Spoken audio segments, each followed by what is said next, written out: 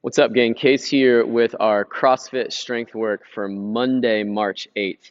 3 rounds today, 7 single leg RDL. We're going to hold each rep at the top for 3 seconds. 7 Captain Morgans, that's that side plank position where we're lifting one knee at a time. And then we'll finish up with 7 low ring muscle up drills.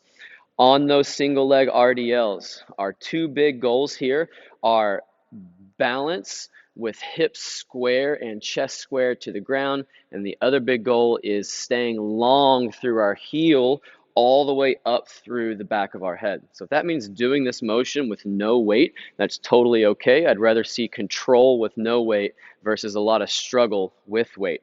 If we're holding weight today, you're going to hold in both hands. That weight is going to stay centered over that front toe as we lift that back leg. That front knee can bend just a bit. Hold at the top for 2, 3, then squeeze your butt and hamstring to stand tall. As you lift that back heel, we want to keep our chest proud. So a really common flaw in this movement is people want to initiate by reaching for the ground with this dumbbell. You're not trying to get to the ground with the dumbbell. The dumbbell just hanging underneath your shoulders is going to give you the weight that you need for this motion. So not trying to touch the ground, more so trying to keep a proud chest and lift that back heel, sending the hips back as well. That's another common flaw in this motion is people want to stay stiff through that hip and they don't push the hips back at all. We're trying to mimic the same hinging that we do on all other motions where we push those hips back, have a slight bend in the knee. Same thing happens on single leg. We send the hip back, slight bend at the knee, and then we hinge mostly at the knee to get to our bottom or heel up position here.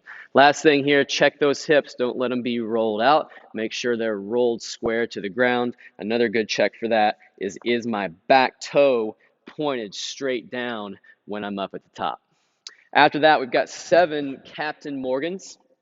You'll be down in this side plank position, top foot out in front, driving through the ground with our entire forearm, keeping our hips high. And then as you move today, I want you to move slow on these because when we move quickly, that's when we tend to lose position. So that's when we forget what to engage. So as you lift top knee, moving slow. As you lift bottom knee, moving slow. Moving top, moving bottom. That's 1 rep. 2 reps, all the way up to 7. Also, as you lift that knee, try not to leave your heel tucked back. Your heel should come out in front of that other leg each time you lift. From here, we'll talk about our muscle ups. All right, gang, talking about our low ring muscle ups for today.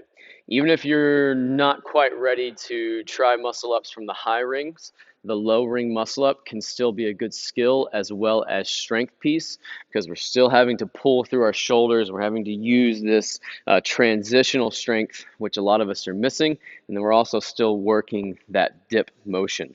Today, we're going to start with our shoelaces down. Shoelaces and hips should be right beneath where those rings are hanging.